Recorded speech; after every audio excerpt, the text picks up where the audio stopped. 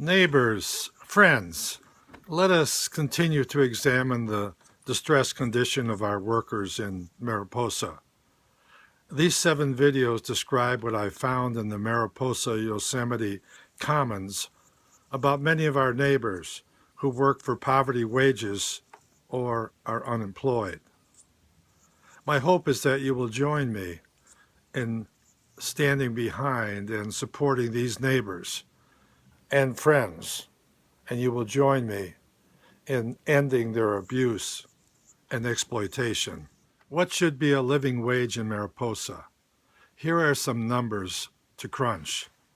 Professor Richard Wolff, an economist I have learned to respect and trust, tells us that if the current federal minimum wage of $7.25 had kept pace with the purchasing power it had in 1968, our minimum wage would now be $11.09.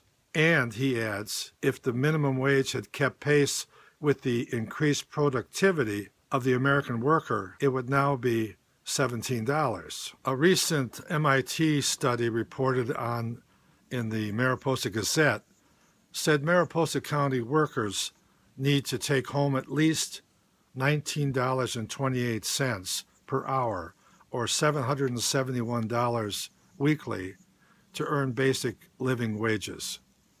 This data tells me that we are not being extreme, but very modest, when we urge the payment of at least $15 an hour for our workers, indexed to inflation, plus medical and other benefits, and under good working conditions.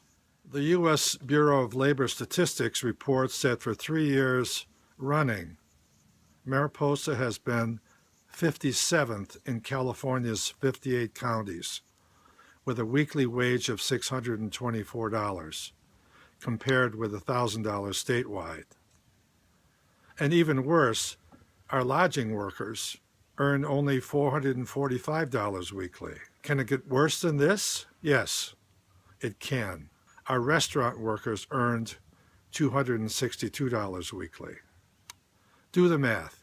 Even if our lodging and restaurant workers earn $15 per hour, the $600 they earned would still be below Mariposa's weekly wage of $624, which is 57th in the state.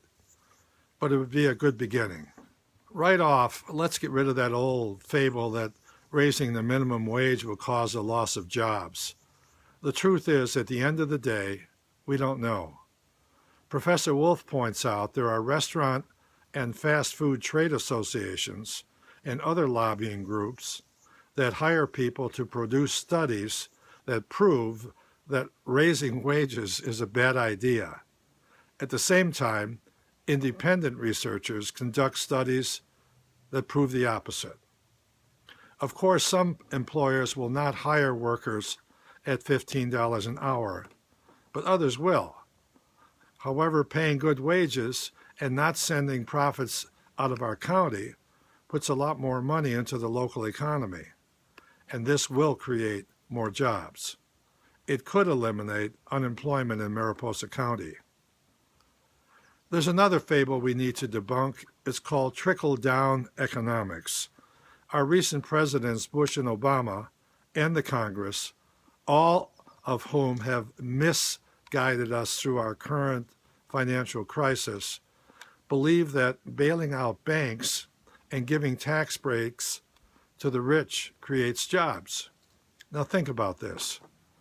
If this were true, all the money that has shifted to the rich and corporations over the last 40 years should have trickled down and created a surplus of jobs, and in the words of multi-millionaire venture capitalist Nick Hanauer, we should be drowning in jobs.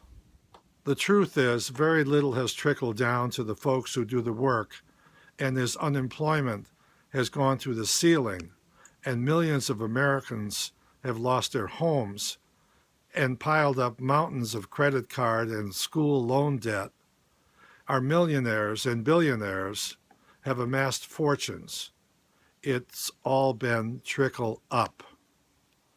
Nick Hanauer argues that the real job creators are the workers, and middle class who spend their earnings, and create more demand for products and services, therefore creating more jobs.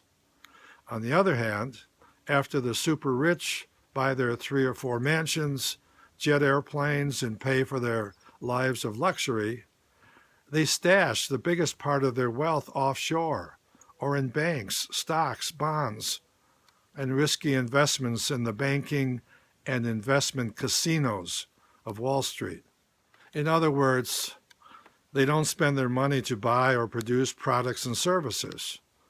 Squirreling your money away in the Bahamas or Ireland doesn't put it in the hands of people who use it to buy and sell products and services, so it doesn't create jobs. Yes, there has been a lot of trickling, but it's been up, up, and away. Please answer this. Why do we place the entire burden on workers? I recently met a group of tourists from Ohio on a streetcar in San Francisco. I talked with one of them about paying a living wage beginning at $15 an hour. Her immediate reaction, "Oh, sure, so we can pay $20 for a sandwich." This woman from the Buckeye State mistakenly believes, like many, that increases in wages is the #1 driver of prices. If this were true, please explain to me how a pair of Nike running shoes produced with $2.50 in wages in Vietnam drives the price of these shoes to $200. Or how the 19 cents a Chinese worker is paid to make a Barbie guitar drives its price to $39.99. The reality, Nike workers, Mattel workers, and Mariposa's Yosemite Gold Country workers have few options regarding wages. Employers, however, have many ways to absorb the cost of paying living wages. Employers can reduce executives' obscene salaries, or reduce profits and dividends, or raise prices, or operate more efficiently. And here's a really wild idea for Mariposa. If a company's business model can't support living wages, perhaps it's time to create a cooperative and share ownership and profits of the company with all who do the work. Imagine, if you will, what it would mean to over 2,000 of our working and unemployed neighbors here in Yosemite Gold Country Commons if they were to receive living wages and decent benefits. The increase in income would boost our local economy. It would benefit our workers, our business community, our entire community, and would even benefit our present and future foreign corporations, Delaware North, Burger King, Subway, Rite Aid, and Aramark. We need to stop thinking like the 57th county in California and start thinking about Mariposa as one of the most blessed and beautiful places on the planet, which it is, because of the value of our commons, our history, the hard work of our workers, and the incomparable beauty of Yosemite and the Sierra. We have 4 million affluent tourists coming to Mariposa each year. These tourists spend a great deal of money to be welcomed and lodged and fed. And guess what? By and large, the very people who do the welcoming and the lodging and feeding do not receive a decent share of our extremely profitable tourism. I say it's time they did.